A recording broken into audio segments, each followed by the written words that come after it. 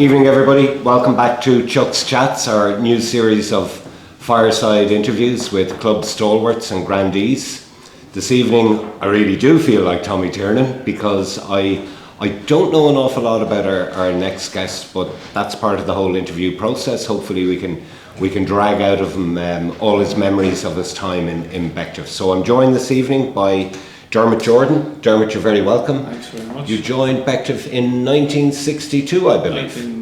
November 1962. Okay. That's 61 years ago. Yep. That is a long career. What was the background to that, Dermot? Why did you come here? Was there a school connection or a family connection? First of all, I'm from Bagnallstown, County Carlow, and there was a great Bective man who was captain here twice. 49, 50, around that area, Tom O'Brien, and he was in Carlow at this stage, and I played with him, and I knew his background. He had, I'd say, resurrected Bective at that time. They won cups as a result of him getting things going, and he did the same in Carlow. So I was in Newbridge, so obviously I played cup matches here, and it was sort of natural for me to come here. Okay, and did you come for college or did you come straight from work? No, straight from work. Well, I started work in Buncran. I played in City of Derry for a year.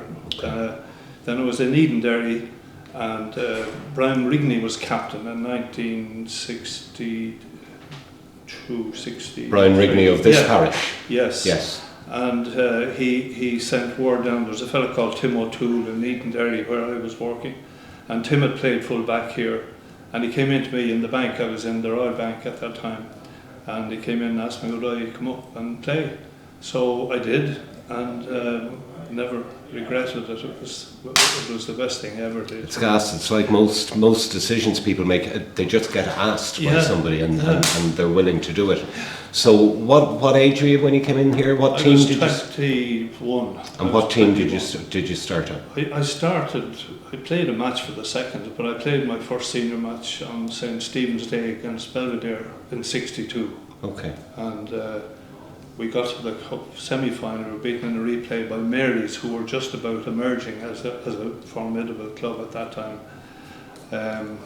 So it was straight into it, and I was lucky. Now, they had won the cup in '62 the last time, and we haven't won it since. And I was lucky to play with most of the fellas who had been on that team. You know, Jerry Hardy, Bill Mulcahy, McCuddy, all those fellas, Joe McGowan, Paddy Costello. Like these are Butch Costello. Yes. So Victor Costello's father. Yeah. Yes.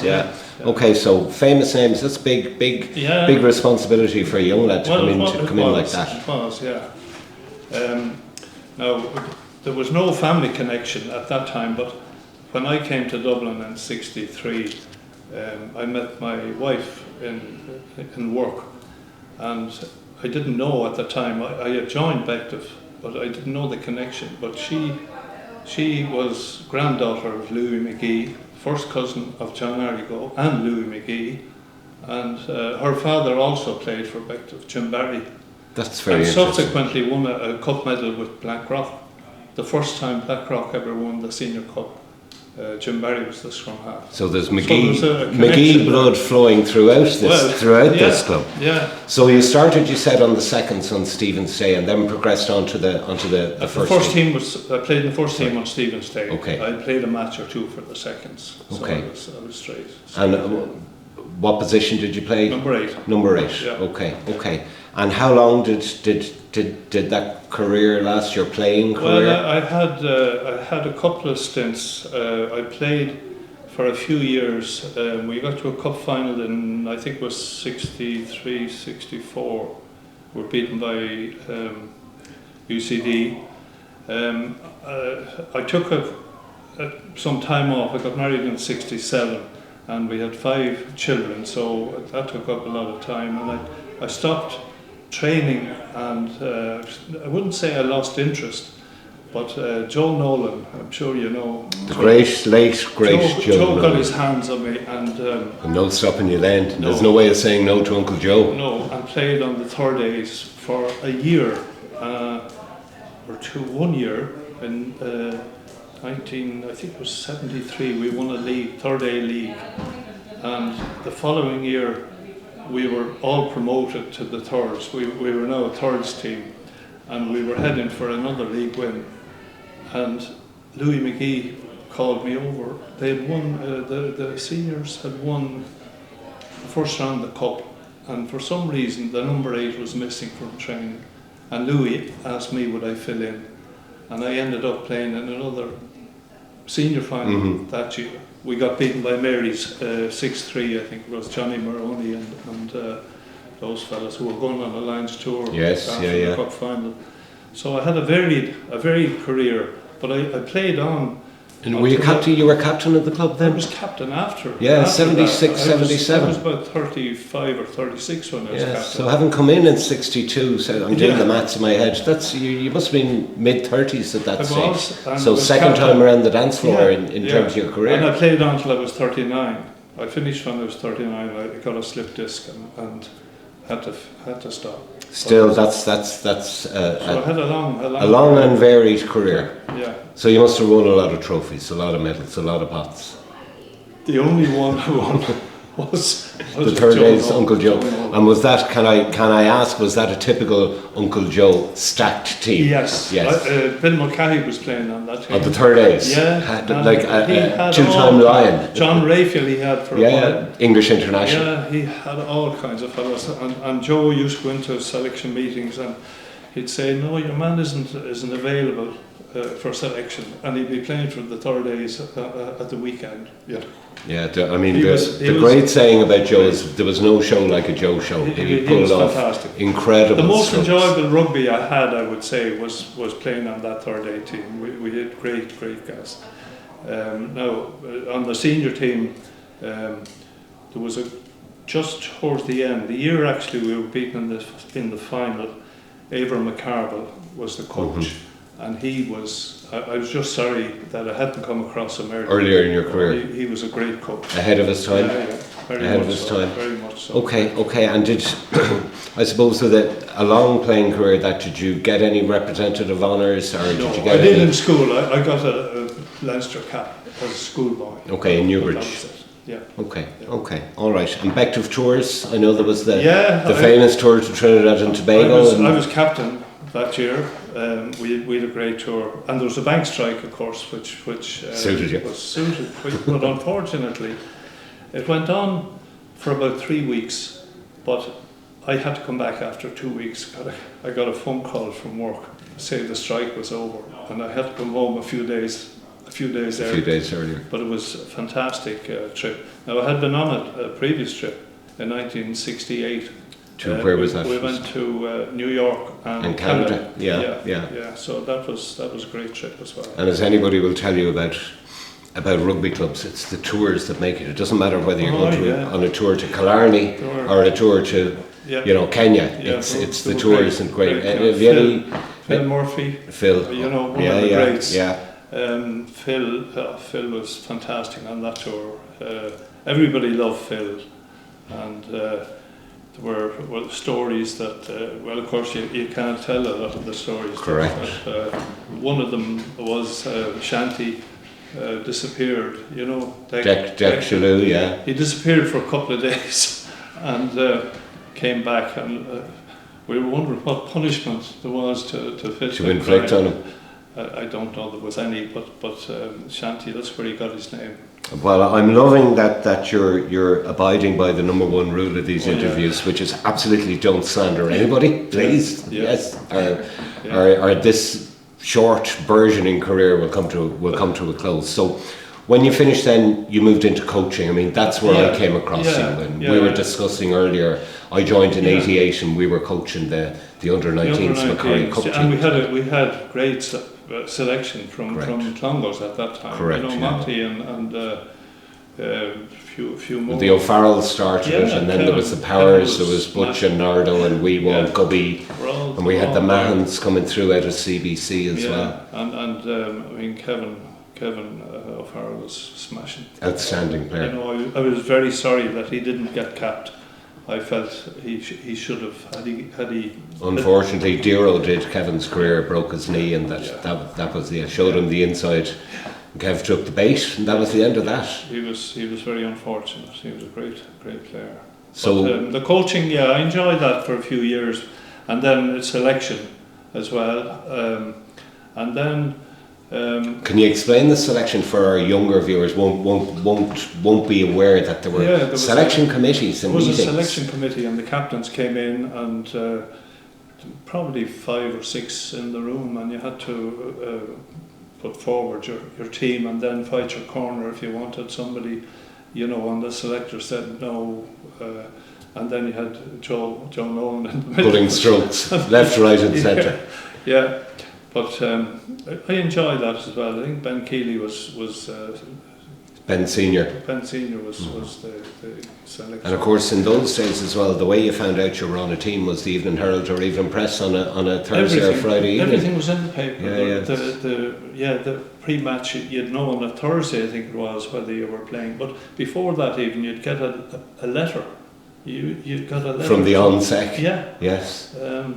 And then, of course, the matches, all the results were in on the Sunday after Saturday. Even though they were all friendly matches, there were no cups or leagues at that time until February. Correct. Yeah. And the cup was the only thing. And the season ended end of March, early April. If you were unlucky, if you lost the first round of the cup, you were gone. But luckily, we initially we were in semi-finals and finals regularly at that time. But then there was a lull. Things didn't go so well, and I'm glad to see that the club has really flourished. I think in the last couple of Absolutely. years. And we're going to come to that. So just to I suppose to close out the coaching piece, who's the best player you coached? Well, Kevin O'Farrell would certainly be the one I thought at the time. I thought he was going to do great things. Yeah. I played with Kevin in school.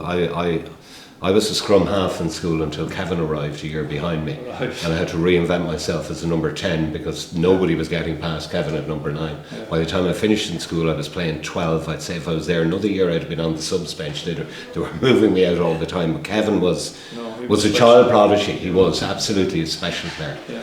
So you coached the 19s or 20s as it is. Did you coach up through the ranks as well? No, that was it. After that I took time out and I played. I wasn't training, but Joe Nolan used to ring me and say, listen, you don't have to train, just turn up on a Saturday and play. And that was it. And as I say, eventually I got promoted again. But that was and because then of Joe. when you moved on from that, you moved on to the executive committee first. When was that? I didn't go on the executive until I was president. So you managed to skip having to go through purgatory. You just went straight into the president, and you were president. I'm checking my notes. 95, 96. It was the year professionalism was starting. Just after the World Cup in South Africa. It was a difficult time. Very tough, and we lost Kurt McQuilkin that year. He went down to Lansdowne, and we weren't prepared. I think we weren't ready. The team was probably good enough, but we just didn't. We weren't ready for professionalism. I remember those years because I was part of the management team on the first, and like we had a fine team. Phil Lawler, Kurt McQuilkin. We had Trevor. We lost Trevor to Mary's because we were in Division 2 at that time. You needed to be in Division 1 because Leinster and Munster, the provincial thing hadn't really started at that stage. And we were being pipped, just close but no cigar. But we just weren't able to get to the. And there was a huge, from memory, there was a huge amount of travelling. I remember going to City of Derry. We were going up to Westport. We were doing a lot of trips up north to Belfast, and that in itself created huge cost. So as president, it must have been hard to be seeing that amount of change happening so rapidly. It was very quick, and at that time as well, we were interviewing. We were trying to get a new coach in.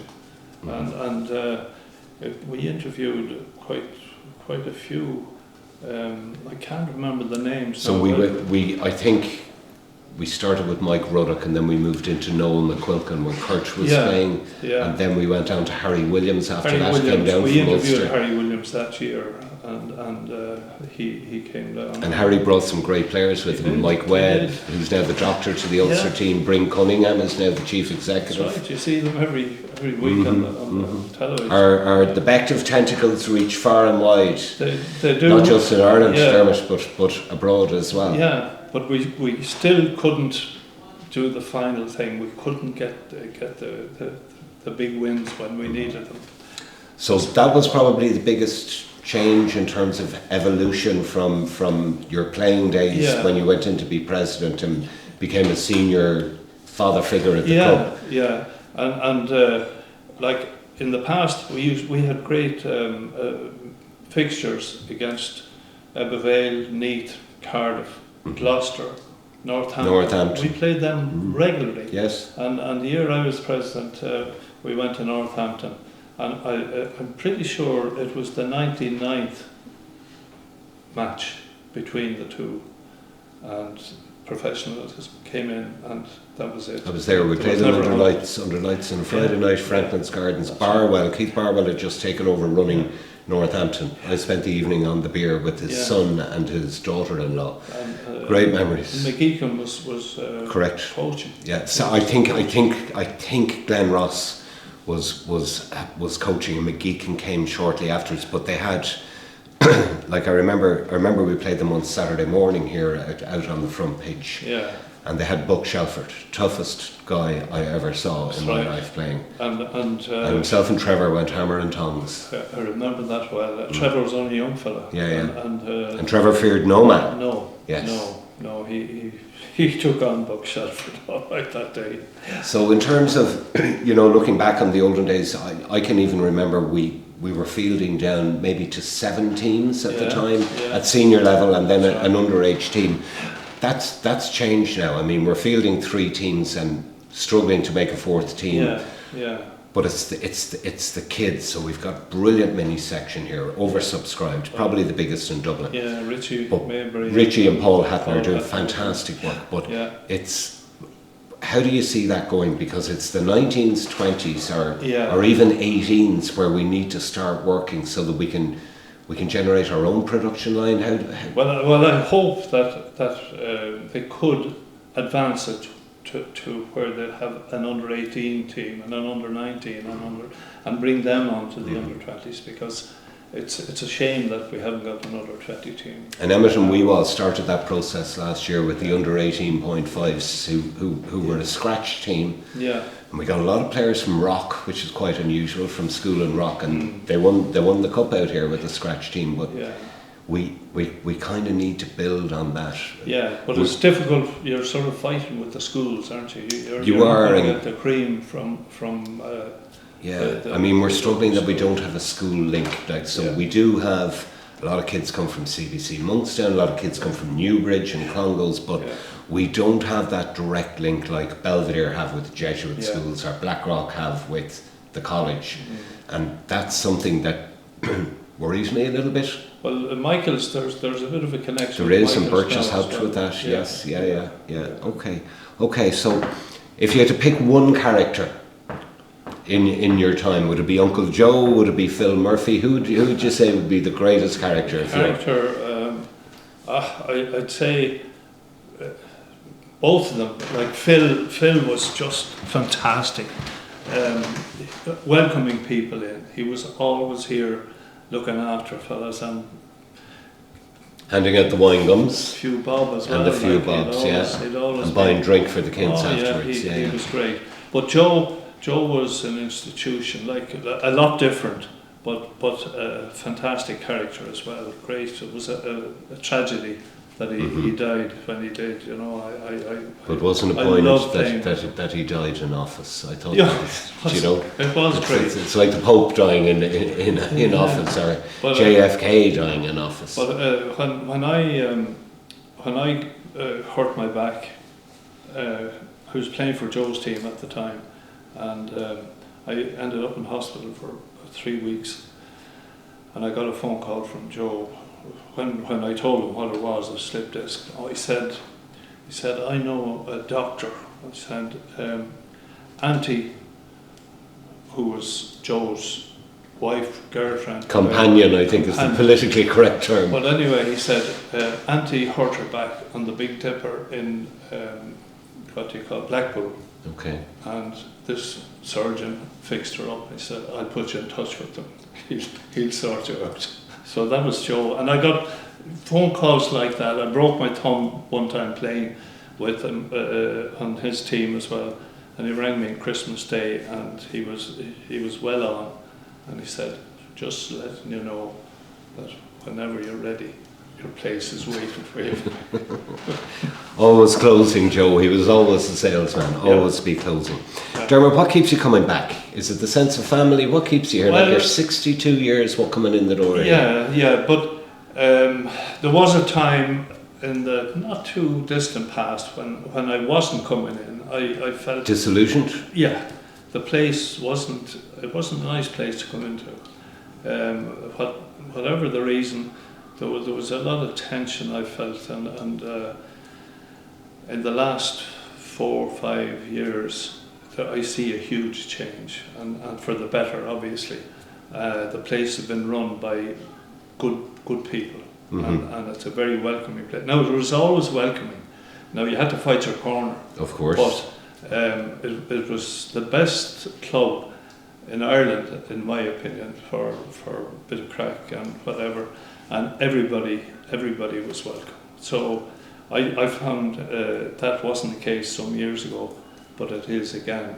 And yet, there are people here that, well, they weren't here when I started, I suppose, very few, but the likes of Muscles and these fellas, like, they're here for 40 Correct. years. Every time you come in, you meet some of the same people. The parts of the furniture at this stage, nearly absolute characters. Yeah, but I do think that the place is flourishing, you know, and I've no doubt we'll get the thing right on the pitch eventually. We've been a bit unfortunate the last 2 years.